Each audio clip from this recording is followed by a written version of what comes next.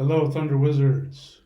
I wanted to make a video about something I have talked about before, but I want to help you understand how to view these two Indo-European ideas, religious ideas, which are the gods versus the demigods. And you find this you find this all over the world, but you find this in the Vedic tradition of India, and you find it in the Germanic tradition and the Norse tradition in Europe. And both of these traditions, the Vedic tradition of India and um, the Germanic traditions, are both coming from the same root spiritual tradition, which we call the Indo-European tradition. And it's the name itself shows you how this understanding came about, although it's been very misunderstood and outright, a lot of mistakes about where it came from. But Indo meaning India, European meaning Europe, that there is a clear connection. And we know this because the Sanskrit language is clearly related to European languages, Greek, Latin, even Germanic and Celtic. You can see if you look at it, it's the same language, separated by thousands of years, thousands, perhaps tens of thousands of years, but it's the same language. And so these people, whom we call the Indo-Europeans, whom I believe, and I believe that if you look at the most recent scientific studies, you will find that this is true. The Indo-European language, culture, and religion was brought into the Northern Hemisphere from Africa about 50,000 years ago. And over that time of 50,000 years, 40,000 of those 50,000 years were spent in ice ages. And those ice ages walled people off literally by miles of ice walls. And during those tens of thousands of years, people's ethnicity changed and their language began to shift, but the underlying language and the underlying religion was still the same. What we have found, especially if you're familiar with the Paleolithic continuity paradigm, which disproves a lot of the Aryan migration conquest nonsense, and also disproves the response to that. There's a response to that false understanding coming from India, and they just make the same mistake, they just flip it around. So in case you don't know what that is, the Aryan migration theory came hundreds of years ago before the science of archaeology and linguistics and DNA. Before all of that, some white supremacists in Europe decided, oh, these Indians, these guys in India, they speak a language that is similar to ours. Therefore, we must have gone down and conquered that place a long time ago, and they just interbred with the people and they look dark, but that's total nonsense, completely made up nonsense. However, the response to that is also just as nonsensical, which is the East Indians, who want to, of course, fight against the racist nonsense that's involved in that theory, turn it around and say, no, we are the ones who are the true Indo-Europeans, and we came and conquered Europe a long time ago, so you're our descendants. It's the same nonsense. It's just childish bickering.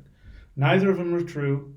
The reality is that the Indo-European people came in 50,000 years ago and spread all over the Northern Hemisphere. They were blocked off by big sheets of ice and other things, and through tens of thousands of years, their ethnicity changed, but the religion and the language stayed the same, with variations, of course, but it was the same thing, which tells you that our heritage goes beyond our immediate DNA. It goes beyond to the source. So this is where we share a connection. In that connection, this extremely ancient connection, 50,000 years or more, is some religious and spiritual understandings which we still see. And we see it in these two very ancient traditions. So the Vedic tradition is a few thousand years old. The Vedic tradition is the antecedent to the modern Hindu tradition. The Hindu tradition is the evolution of the Vedic tradition. And I have to say something about my Hindu brothers and sisters. They, among all people on the planet, are the only people in the entire earth who have held on to their ancestral knowledge that goes back into prehistory. They are the only Indo-European religion that still has been practiced continuously, uninterruptedly, from the beginning of the Indo-European tradition, whenever that was. Everywhere else in the world, they dropped it. They either became Muslim or Christian. So nobody has the right to judge them. It is my belief that the Indian people, the people of India, will never be conquered. I mean, we could talk about the poverty and whatever else we might want to say about, whatever problems they have. They'll never be conquered because they are the only Indo-European people who still have a uninterrupted connection to their prehistory. So, as somebody who is interested in objective science and reality when it comes to religion, I look to them, and I want to help. I want their understanding to help me understand my ethnic ancestors, pre-Christian ethnic ancestors. So enough of that rant. So the Devas versus the Asuras, and the Aesir versus the Vanir. And so you hear about the Aesir-Vanir War, and we'll start with that. We'll start with my ethnic tradition, which is the Norse. And you find that there are the Aesir. Now, I want you to listen to these words because this is going to be important later. So the Aesir are the celestial deities. These are the deities who live in what is called the fortress of the celestial deities, Asgard, the celestial fortress of the celestial deities. They live there. So these are the gods, what we would call the gods, the bright, shining gods, the gods when they appear, these are the Asgardians, these are the Aesir. And then you have the Vanir, the Wanes. So the word Venus is a Latin word, and the US is a suffix, which is the nominative of the root word, which is wen. So when you see the word Venus, Venus, it was actually pronounced Venus. Venus, the god of fertility, usually the goddess of fertility. But her root is wen. The gods of fertility, of magic, and of earthly power are the Wanes. It's the same root. Wane, Venus, same root. So you have the Wanes versus the Aesir, or the Os. The Wanes versus the Os. They're earthly deities, or we would call demigods, which is not accurate at all.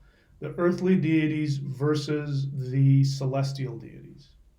Now, in the Germanic tradition, you have more of an equal footing. And there's this war between the Aesir and the Vanir. But there's also this cross-pollination where some of the Vanir will come over to the side of the Aesir and vice versa. You have a camaraderie between Thunar, or Thor, the god who is the protector. He is the main protector of the Aesir and of the human beings. And he is actually himself half celestial god and half giant. So there's an issue right there. But he goes to war against the giants. And I won't talk about what he is because he's actually the electromagnetic force, and he separates the different aspects of physics, which I won't get into. But he protects us, but he has a very good friend. And they have this love-hate relationship, which is Loki the Deceiver. He would be part of the giants, which we would lump into what the Vedics would lump him into the Asuras, or the demons.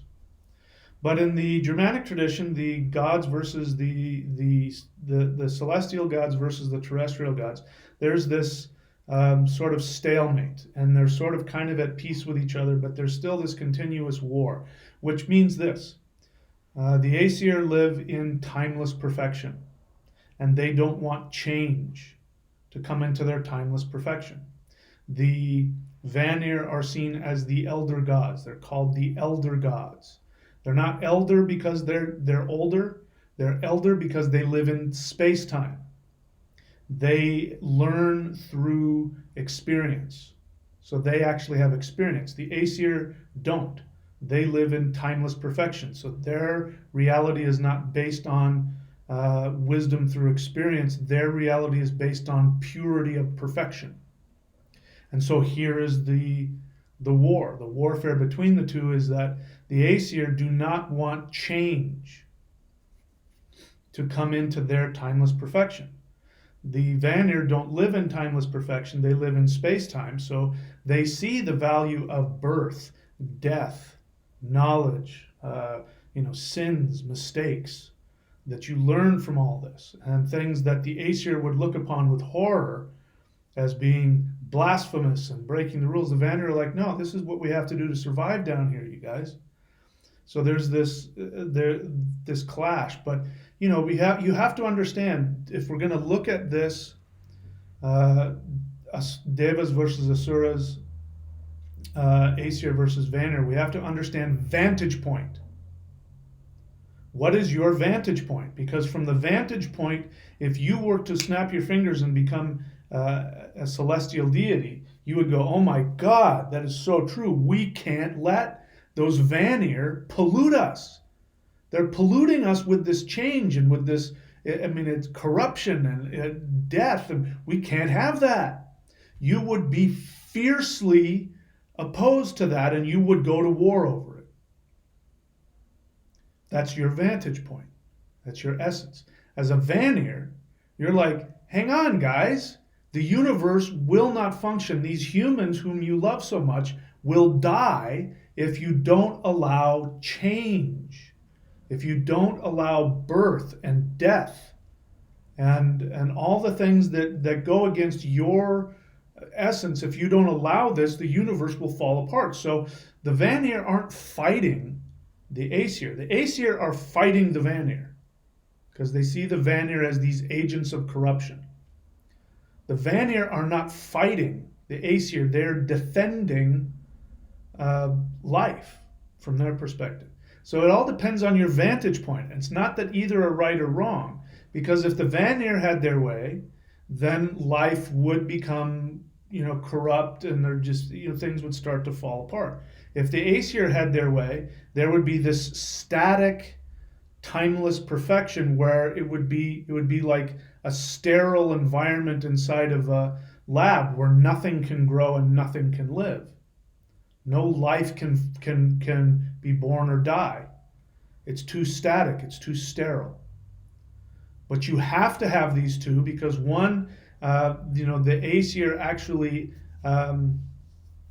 cleanse the excesses of the Vanir, and the Vanir bring life into the sterility of the Aesir. Okay? This is why Thor is so important, because Thor is kind of in between that. Because we're not talking about the giants. The giants are a whole other force, which the Vedic tradition lumped together the earthly deities and the giants, and they throw them all into one category, which they call the Asuras. So now let's talk about the Devas versus the Asuras. Deva comes from the root word for the heavens. It means the sky. Divinity. The god of victory, the original sky father god of the Norse and the Germanic, his name is Tiu, which is the same root. Dev, Tiu, it's the same root, means the sky. So this is why the Devas are the heavenly deities, because divinity, the sky gods. Devas literally means sky gods. And so we need to take a look at some verbiage here. So you notice that the word Aesir, which means celestial deity, sounds a lot like the word for demons that the East Indians use, and they use the word Asura. Now, in Vedic times, which was thousands of years ago, in Vedic times, the word Asura also meant celestial gods and terrestrial gods. It meant divine power. So it just meant the word God, right? Like a god. You know, you could be the god of fertility or you could be the god of lightning. It didn't matter. You were an Asura. And Indra, who is clearly one of the Devas, in fact, he is like the leader of the army of the Devas. He himself was called an Asura. So that comes from the same root word. Os, Aesir, and Asura are the same root word, and they mean the god or god. What ended up happening somewhere between the Vedic and the Hindu tradition is that there was, and there's some word for it. It's a historical linguistic thing. I forget the name for it. You can look it up. But there was a shift where the Asuras became the demigods, and the heavenly Asuras became the Devas. So I think what happened is that there was this one word for God, the divine power, and people wanted to make a distinction, just like they did in the Germanic tradition. They wanted to make a distinction between the terrestrial deities and the heavenly deities, and so they just started calling the heavenly deities the Devas. And since God or divine power worked for both of them, you'd be saying, yeah, so we should worship the Asuras. And somebody says, well, which ones? The heavenly ones or the earthly ones? Oh, the Devas. And so that became the word for the gods. And then over time, what I'm going to introduce here is that in the Hindu tradition, what has happened is they have adopted the viewpoint of the celestial deities. So from the viewpoint of the celestial deities, the earthly deities, the terrestrial deities, are seen as corrupted, as demons. Now, they don't use the word demon the same way we do. It's translated wrong in English, the gods versus the demons. In English, the word demon means a completely destructive, evil force of, the devil. And there is no devil in the Hindu tradition. They have moved over. They've moved more to the right. So if you have the right and the left, the Hindu tradition has moved more to the right, which means their vantage point is from the Devas. So their mythology reflects that vantage point.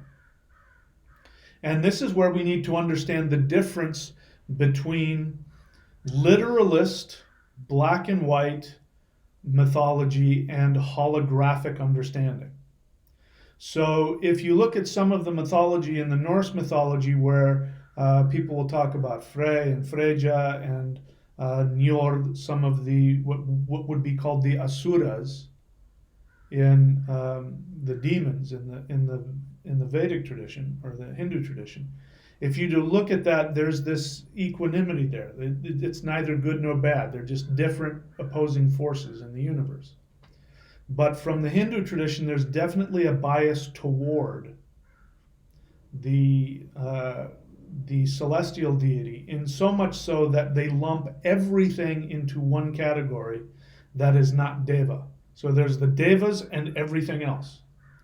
There's the Devas, and then there's the terrestrial deities like Venus. Venus is in astrology one of the greatest benefics. It's one of the greatest planets of blessing.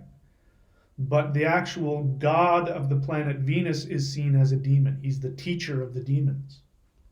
With the demigods, if we use that word, they also lump together what would the Norse call the giants, the trolls, and all of the negative forces. So from the vantage point of the Devas, there's the Devas and everything else is evil and corrupt, the Asuras, and then there's the Devas.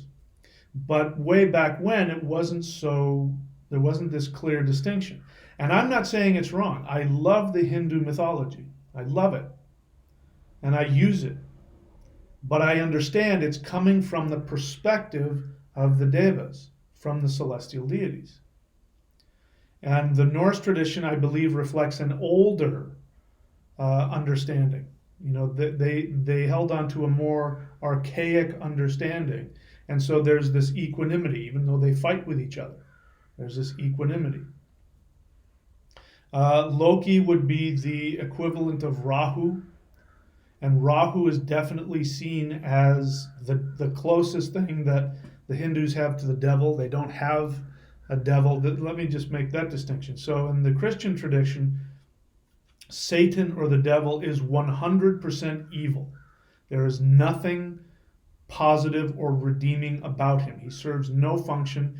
He is purely evil and he must be eradicated. And so the dualism between perfectly good and perfectly evil, it's just dualist, it's black and white. You don't have that. In true Indo-European tradition, you don't have that. Even though the Hindu tradition has moved over more towards a conservative viewpoint, you still don't have pure evil and pure good. Even the gods themselves can, quote, sin or make mistakes or whatever. So when they still understand the value of the Asuras, they understand that. But as I said, they do tend to overgeneralize where everything that's an Asura could be a Rakshasa, which is like a troll or a demon, a true demon. Or they could be a demigod, a nature god. Or they, could be just a god of, earthly pleasure. So, what I want to point out is I was talking about this myth, and I'll share it again with you very briefly because we're talking about it. And I was using it to make some other point. And then what happened is one of my followers, who is of Indian descent, he made a very valid comment. He was sort of correcting me on something. And when I saw that, I realized that there was a bias. He himself, I don't know that he considers himself Hindu, but, he grew up in that, so he understands that. He's heard all these before. And so he may not realize it, but he's been kind of biased towards the Devas. And it doesn't mean it's wrong. Again, it's a vantage point. Again, if you were a Deva, everything other than the Devas is a corrupt, evil force.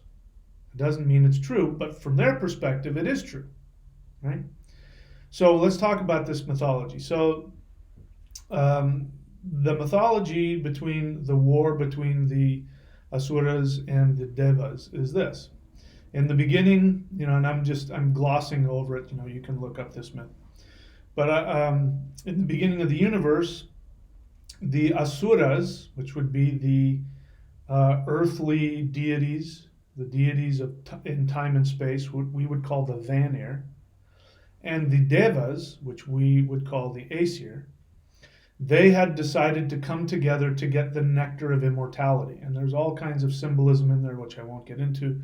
But they use a snake, which represents the spinal column, and they're pushing and pulling. And on one side, the Asuras is pulling on the head, and there's all this poison coming out of the head of the snake. And this was the Deva's idea. And then on the tail, the Devas are pulling on the tail, and there's this mountain that they're turning around, which is stirring up this ocean of milk and separating all of the essence of the universe, so that the poison comes out, which Shiva swallows, and we won't get into that.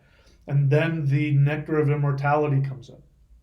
Now, I used the word conspiracy. I said, if you want to talk about conspiracies, the Devas conspired against the Asuras to only give the nectar of immortality to the Devas and not the Asuras. Now he sort of responded to that as though that was a kind, he's kind of trying to educate me as though I sort of misunderstood a little bit.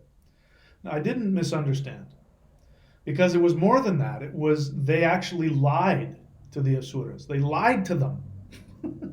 They said to them, "Hey, let's work together. You guys pull on that end, we'll pull on this end, and we'll all drink the nectar of immortality." And then amongst themselves, they said, "We won't give any to them." And then Vishnu, you dress up as this beautiful belly dancer, and you distract them, and then give us all. Only give the nectar of immortality to the Devas. So it wasn't just that they conspired secretly; they lied to them. They outright lied to them. So, now imagine that you're one of the Asuras, one of the earthly deities. And the Devas, who are supposed to be this, purity, they come to you and they say, "Hey, let's do this thing together, and then we'll all drink the nectar of immortality." And then behind their backs, they lie to you. Imagine how you would feel about that. So let's not put, let's keep our filters, and understand everybody's got their vantage point.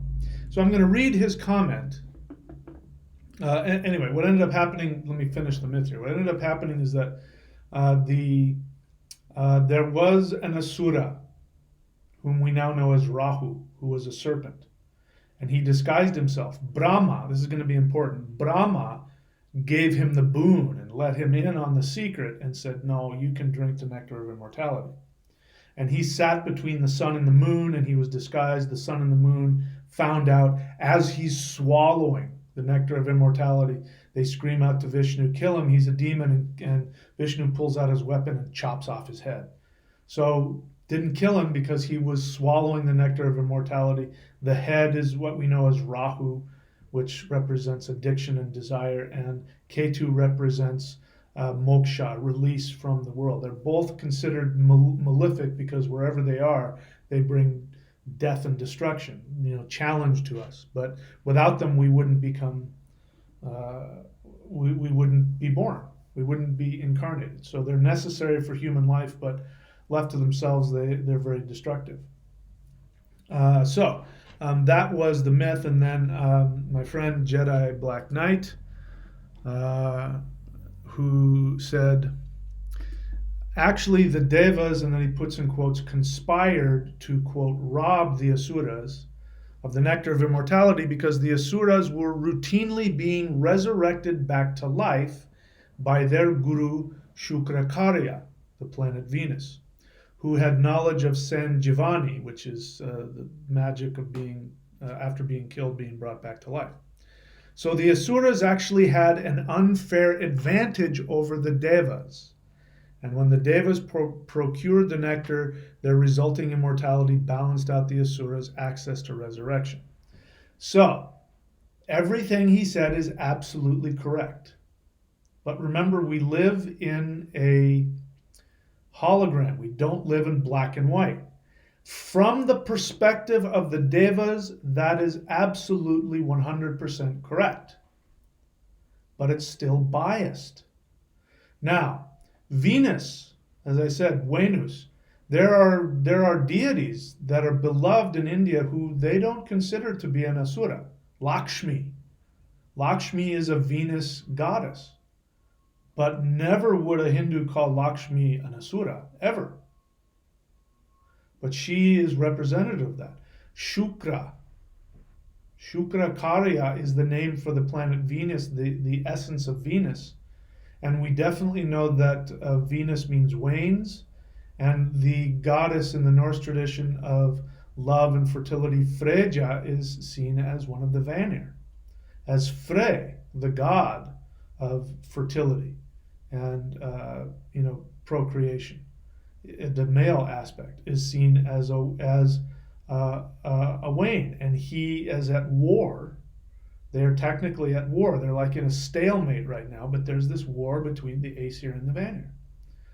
But as I said before, without one, you can't have the other. So he's telling the story here, which I'm saying that the Hindu tradition has moved over to the perspective of the celestial deities. And so what they're saying isn't untrue. It's one perspective. Because truth is there's multiple perspectives to the truth. So it's important that we understand that. And so now we have to talk about the three forces in the universe. Again, from the Vedic tradition, you have Rajas, Tamas, and Sattvas. And these represent the three forces. Rajas is creative energy. Tamas is destructive energy or purifying energy. And then Sattvas is peaceful energy. Now, what has happened in modern times, even in the East Indian tradition, and you see this in the Buddhist tradition as well, is that there is a focus on sattvic. That you want to be a sattvic person. And I'm saying that if everybody was sattvic, nothing would happen. Because you had the sattvic perspective is the celestial deity perspective. The celestial deities live in timeless perfection. It's the most beautiful thing. If you've ever experienced timeless perfection, I believe that I have. I've had visions where I've gone to that realm, and I can tell you that it is the most orgasmic, joyful experience, and you never want to leave. So yes, we all want to experience sattva. But if all there was sattva in the universe, nothing would happen.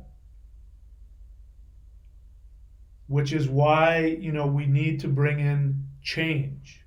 So Rajas is creation, procreation, the Rajasic, the sexual urge. This is procreation. There's a lot of fun in that too. But once you come into manifested creation, you run into imbalance.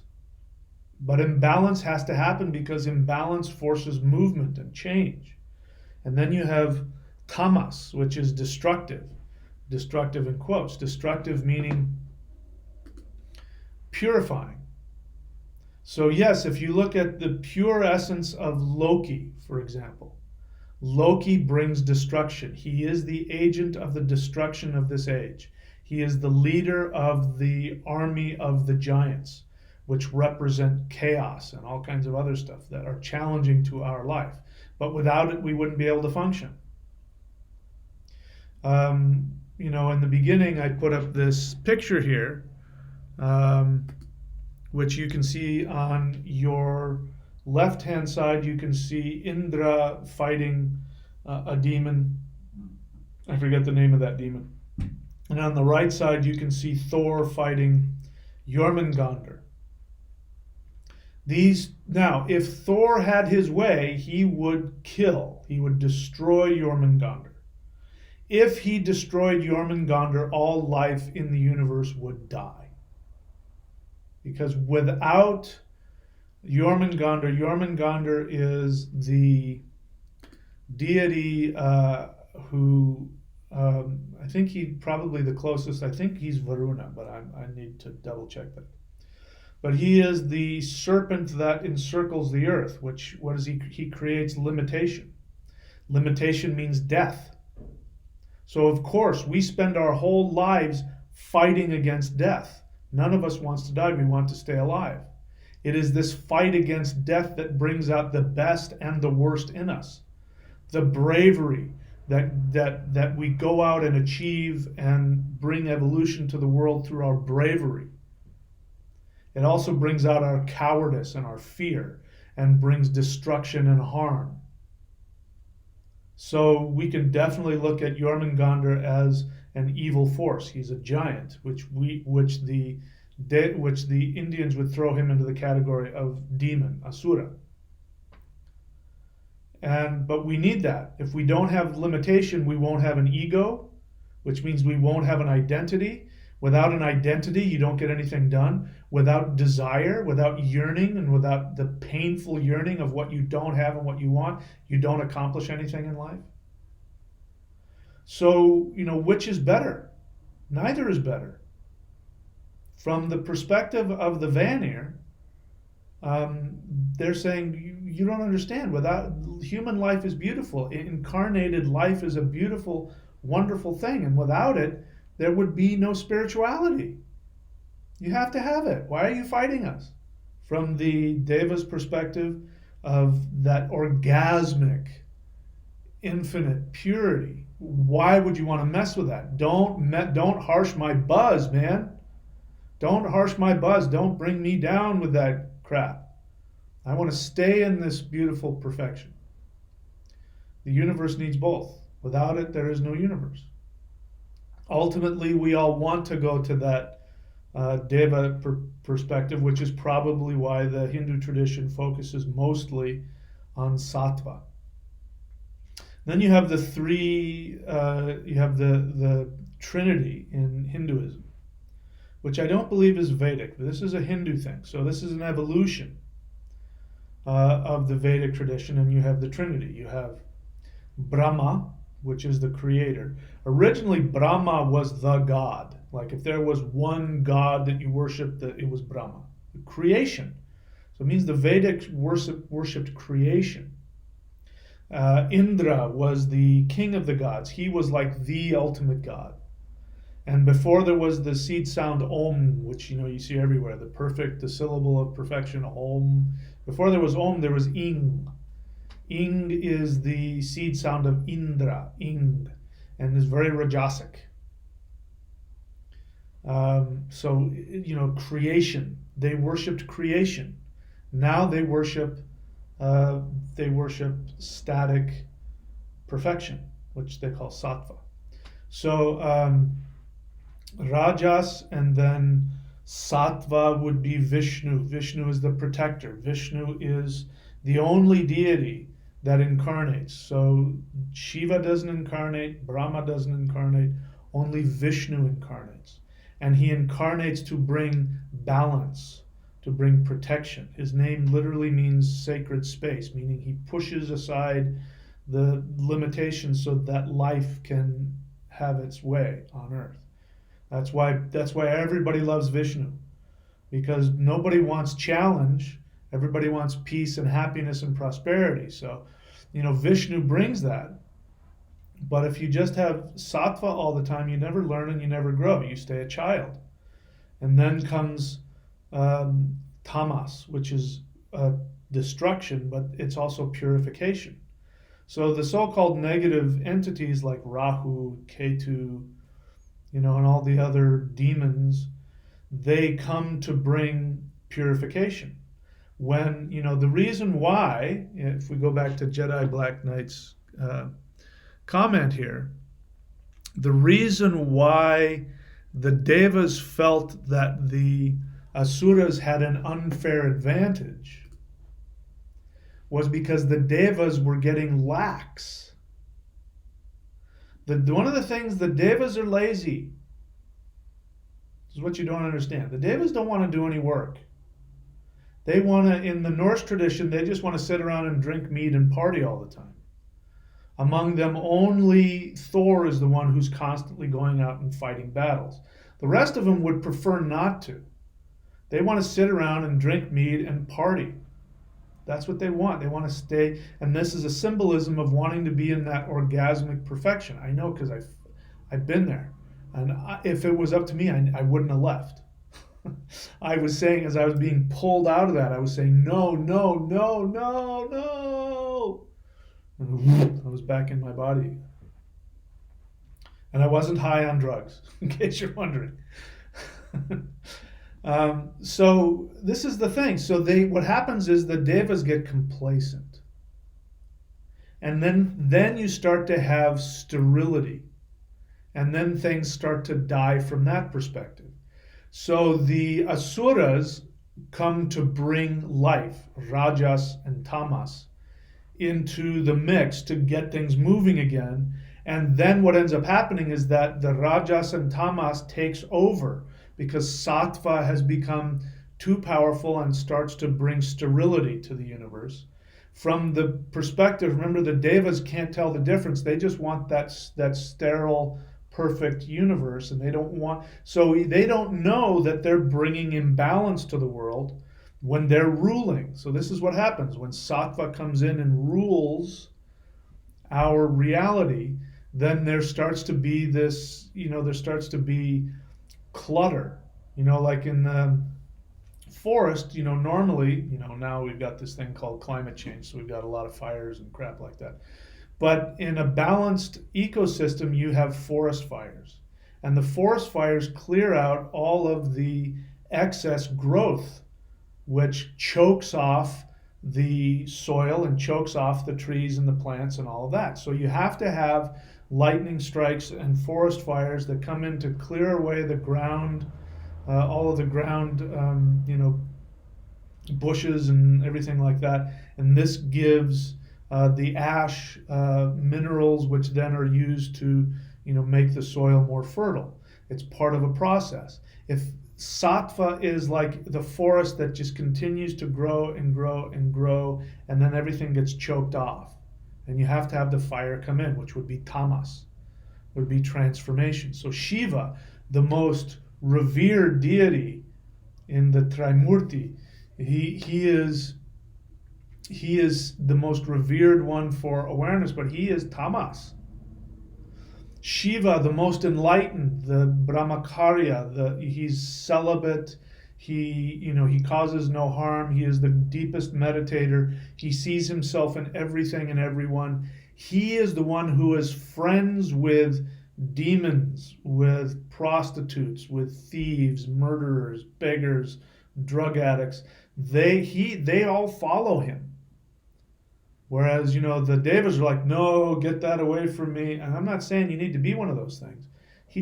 Shiva as tamas, he understands that these forces bring purification. Right? So I wanted to bring this perspective to this, that how we apply this is all very interesting, but this is how we apply this. We apply this in our lives to understand that our perspective is valid, and yet it is just our perspective. And being able to understand another frightening, threatening perspective, and even if we can climb into their mindset and be them, then we'll understand the value. And this is balance. This is why I love the word shamanism. Because shamanism, as it is, I'm not talking about the, necessarily the actual definition of the word shaman, which is the Siberian, means priest, in the Siberian and Mongolian original tradition. I mean, shaman is somebody who comes to bring balance, who is a window of everything, who is a doorway between the human realm and the spiritual realm. And one of the things that shamans do is they bring dynamic balance. So a shaman understands that there never comes a point where you reach static perfection. That doesn't exist in this world. It doesn't exist. You don't want it to exist, because then all life would stop. It would cease. We'd be frozen. We want change. So we need the negative, the challenging, but, also the purification. I'm a tamasic healer. I heal through transformation. There is nobody that comes into my life, I swear to you, and I try so hard when I'm just out there being a normal person. I don't want to bring this. I just want to have connections, and and if anybody gets close to me, if they need transformation, it happens. And it can be, it's a very lonely life. Because everywhere you go, you create transformation wherever you go. It's that tamas, it's challenge. So it's challenging to be my student because I bring this transformation. That's just my role. That's somebody else's role. Somebody else's role is rajasic. They want to worship Brahma, creation. Somebody else wants to worship that static perfection. And sometimes people need that. Sometimes people have a lot of trauma and a lot of issues, and the last thing they need is somebody like me to come along and throw lightning bolts at their trauma. They need somebody who's just going to coddle them and take care of them and say it's okay. And then other people who are going to look towards creation.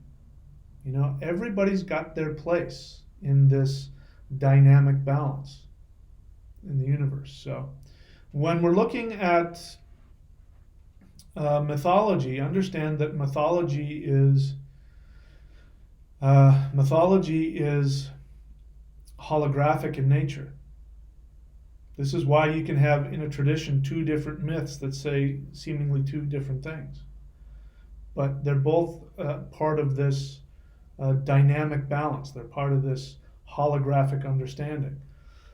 When I was a little kid, I remember the house that I grew up in.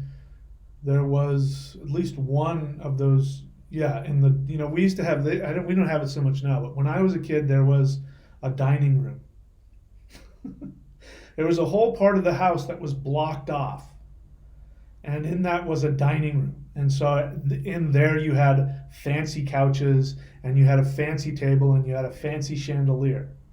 It was just, I don't know if they do it anywhere else, but in America, that's what we did. We'd have whatever. And we kids weren't allowed. In fact, we had like these little iron gates that kept us from, this whole part of the house where my parents would entertain. And we would eat there for Christmas and Easter and whatever. And the special china would come out. And then there was this chandelier. And the chandelier had that, the fake crystal, those big crystal gems. And I remember my mom every now and then would take them down and she would polish them. And I would pick up one of the chandelier gemstones and I would look through it.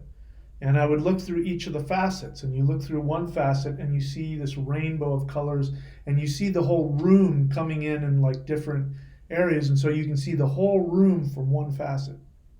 And then I'd turn it over and I'd look through another facet and it would be a different kaleidoscope, but you could see the whole room. These are the deities. So if you worship Indra, you're looking through one facet, a Rajasic facet. If you worship Shiva, you're looking through a Tamasic facet. If you worship Krishna, you're working through Sattvic, because Vishnu brings Sattva. And so understand that this is reality. This is what I love about the word shamanism. So I thought I'd give a little understanding about where this comes from. And, here's the thing. Whatever it is that you're called to worship is for your benefit and your karma in this life. This is why the Hindu tradition is not a religion, because it has no set dogma. There are so many sects. Buddhism is a sect of Hinduism. Sorry, but it is. Jainism is a sect of Hinduism. And even within that, you have the Krishna worshippers. You talk to somebody who's a Krishna devotee, everything is Krishna. Everything. Shiva is just a facet of Krishna. Jesus is just Krishna. Everything is Krishna. There's this, no matter how, I don't care how much they try and spiritualize it, they will always feel superior to everyone else. Every other religion is inferior to Krishna consciousness. I don't buy, I can't, I don't relate to that. It's not my thing, but I appreciate it. If you're somebody who's an Agori, they're definitely a Tamasic worshiper. They worship Shiva, the Tamasic aspect of Shiva. And they're going to say, oh, religion, anytime binding religion, we break through all those things. And right, that's tamas. And so there is no right or wrong. There is a perspective. There is awareness and unawareness. There is construction and destruction. And there is going towards your highest awareness and working against it. There's true. That is true. You're either going more on a spiritual path or more on a self-destructive path. That is true. But you can be on that path no matter what your religion is. And any religion has its excesses.